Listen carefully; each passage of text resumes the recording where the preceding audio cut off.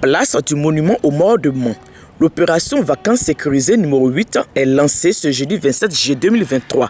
Une initiative qui vise à lutter contre l'insécurité et le grand banditisme en période de vacances scolaires. Et surtout, pour cette année, assurer un climat apaisé pour les élections locales du 2 septembre. Pour cette opération, c'est renforcer le climat de paix, c'est renforcer la sécurité pendant ces vacances. Donc c'est la spécialité. Sinon, c'est les mêmes missions que nous faisons ordinairement, mais spécialement pour les vacances, il faudra renforcer les différents dispositifs. À travers des patrouilles renforcées, à travers des positions statiques renforcées, à travers des enquêtes plus poussées. Les populations qui ont été exhortées à collaborer avec les forces de l'ordre entendent jouer leur partition. Pendant les vacances, il y a trop de mouvements et vraiment si c'est sécurisé, c'est une très bonne chose parce qu'on ne sait pas qui est qui. Nous sommes dans une période très sensible, qui est une période électorale. Je pense que la population a besoin de sécurité et nos forces de l'ordre sont là pour assurer notre sécurité. Quand on parle de la sécurité, c'est l'affaire de tous. Donc il est important que nous, en tant que jeunes et leaders d'association, nous nous engageons dans le cadre de mieux faciliter la tâche à nos forces de défense et de sécurité. Au total, 143 agents des forces de l'ordre, dont 103 policiers, sont déployés à Mont pour cette opération.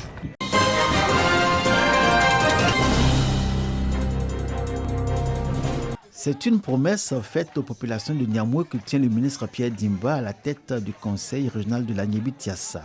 Présider la cérémonie d'inauguration du collège de proximité de ce village de la commune de Tiassali. Établissement construit et équipé par le C2D, contrat de désendettement et de développement. Ce collège à base 2 qui a reçu ses premiers élèves en début d'année scolaire 2023 répond selon les cadres et la chefferie de Niamey aux attentes de tout un village avec une équipe pédagogique qui compte mettre un point d'honneur à la discipline, la rigueur et la réussite. Nous avons un bel établissement, bien construit, bien équipé par le C2D, seulement que tous les jolis climatiseurs que vous voyez derrière moi ne peuvent pas fonctionner parce qu'il n'y a pas d'électricité encore. Il n'y a pas d'eau. On a terminé l'année scolaire avec 100% de succès. Et ce sont des collèges qui vont accueillir 320 élèves par année et dont les résultats scolaires sont très encourageants. Ces différents ouvrages qui sont de beaux joyaux architecturaux et qui vont permettre d'améliorer l'éducation scolaire de nos enfants. 15 km plus loin en direction de Divo, le village de Tikoun dans la sous-préfecture de Tiassali. Ici aussi, l'empreinte du C2D en matière d'éducation est visible. Et comme à Niamey, on pouvait lire le bonheur sur le visage des filles, fils et cadres de Tikoun. Et pour cause, la localité a désormais son collège de proximité, également à base 2 et ouvert en ce début d'année scolaire 2023. Un vœu des populations aujourd'hui exaucées de rapprocher de leurs parents les enfants admis au collège, mais surtout traduction de la vision du président de la République, Alassane Ouattara, de faire de l'école ivoirienne le socle du développement du capital humain et levier d'une Côte d'Ivoire de valeur. Les écoles de proximité sont pour l'amélioration des résultats parce que les enfants restent près des parents. Ils sont mieux encadrés, les parents ont moins de soucis, le transport, l'hébergement. Au final, c'est l'excellence, c'est l'Ivoirien nouveau. L'État a créé donc les collectivités locales qui doivent compléter et prolonger l'action de l'État central. J'ai demandé à mes services du conseil régional de prendre attache avec les responsables des établissements pour qu'avant la rentrée prochaine, tous les équipements nécessaires et les conditions de travail optimales soient assurées.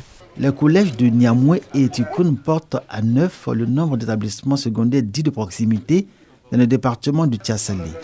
Selon la direction régionale de l'éducation et de l'alphabétisation, à ce jour, nous en dénombrons 15.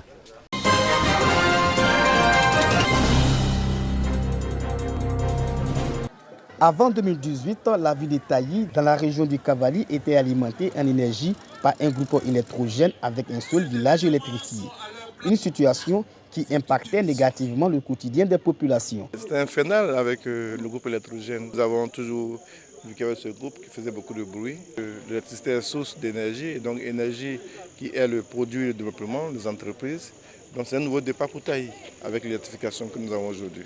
Aujourd'hui, les 22 villages du département de Taï bénéficient de cet outil de développement, d'où la joie des populations. Il y a des gens qui sont nés depuis ici, qui n'ont vécu qu'ici, et là, ils étaient tout le temps dans le noir. Mais aujourd'hui, ils se sont levés, 18h, ils arrivent, et puis on allume la lumière. Mais ils voient la lumière, c'est merveilleux. Le village de Tielo-Oula a abrité la cérémonie officielle de manutention. Occasion pour la présidente du conseil régional du Cavali de dresser le bilan de l'électrification de la région. L'option a été prise de faire en sorte que tous les chefs-lieux de département soient reliés donc, au réseau électrique national. Aujourd'hui, le groupe électrogène de Taï a éteint de façon définitive. Tous les villages de Taï sont électrifiés et Taï a un taux d'électrification de 100%. Pour permettre aux femmes de jouir pleinement de l'électricité, Anne Routo les a offert des congélateurs. Avant la cérémonie de mise sous tension, la présidente du conseil régional du Cavali a inauguré le nouveau marché de la sous-préfecture des Agnés, un espace commercial qui répond à toutes les commodités.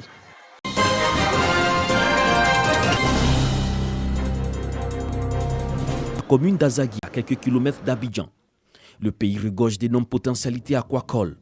L'agence japonaise de coopération internationale soutient encore ici la Côte d'Ivoire à travers le projet de relance de la production piscicole continentale, Prépico. Ce projet-là existe pour réduire l'indépendance de la Côte d'Ivoire vis-à-vis des importations en protéines animales. Nous venons pour renforcer les capacités en matière de production, gestion d'entreprise et commercialisation. À quelques kilomètres de là, Ebempe, dans la commune d'Anyama. Le projet appuie techniquement les acteurs avec 18 étangs d'alevin, de tilapia et de silure. La consommation ivoirienne est de 650 000 tonnes. Nous produisons 110 000 tonnes, dont 4 500 tonnes pour l'aquaculture. Et le reste, c'est la pêche. C'est l'occasion, à notre niveau, d'encourager les aquaculteurs à bien faire leur travail. Parce que pour être sur le marché, il faut être bien formé.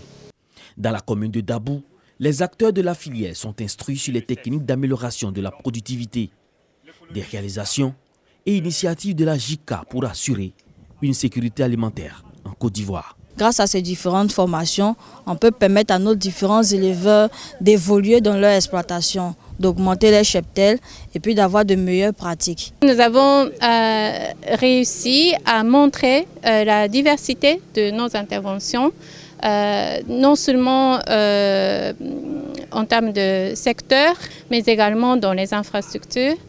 Et aussi sur les modalités, parce que nous employons différentes modalités, comme le prêt, comme la coopération technique, comme le don. Ce projet de relance de la production piscicole continentale est financé à près de 3 milliards de francs CFA par la JICA. Il est mis en œuvre jusqu'en 2027 dans 6 régions de la Côte d'Ivoire, Abidjan, Crampon, Sud-Comoé, Agnibi-Tiassa, Lamé et l'Indénié-Djouablin. Première étape de cette visite, le terminal céréalier au port autonome d'Abidjan. Un fruit de la coopération entre la Côte d'Ivoire et le Japon. Grâce aux efforts conjugués des parties ivoiriennes et japonaises, nous avons pu livrer ce projet-là dont nous sommes fiers. Construit sur 9 hectares et 1 km de quai, ce terminal céréalier ambitionne d'augmenter la capacité de traitement des céréales qui transitent par le port d'Abidjan.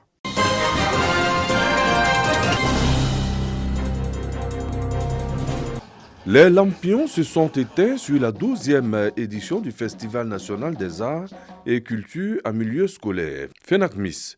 Cette apothéose est marquée par un défilé des festivaliers et des prestations artistiques, en présence du parrain de la cérémonie, Amadou Kone, ministre des Transports.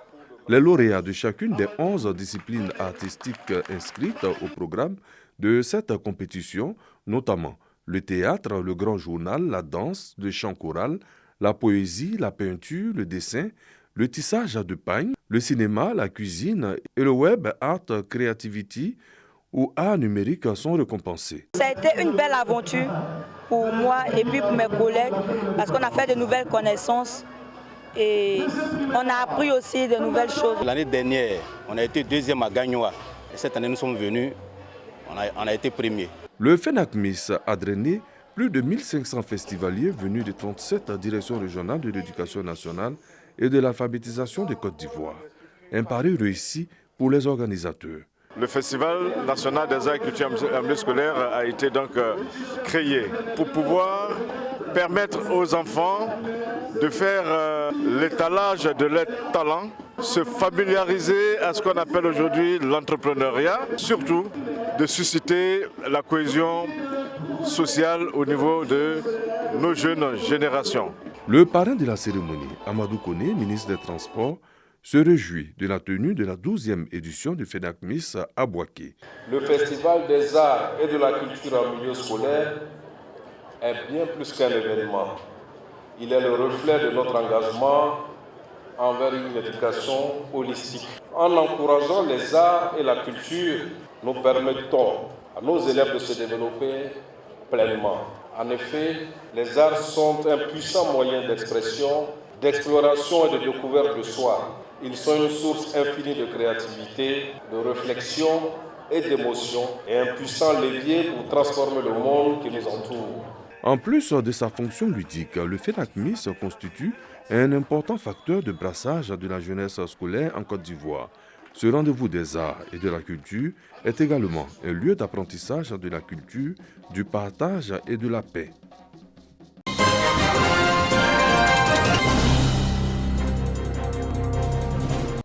Après un mois de pèlerinage à la Mecque en Arabie Saoudite, les pèlerins sont de retour au Bercail. À Bouaké, ces hommes et femmes sont célébrés par leurs différentes familles, amis et connaissances, ainsi que les guides religieux. De la mosquée du quartier Aouniassou Château à celle de Kielekro, en passant par la mosquée du quartier Ngatakro, les musulmans ont prié pour la paix en Côte d'Ivoire. Les fidèles implorent la bénédiction des pèlerins venus fraîchement de la terre sainte d'Arabie Saoudite.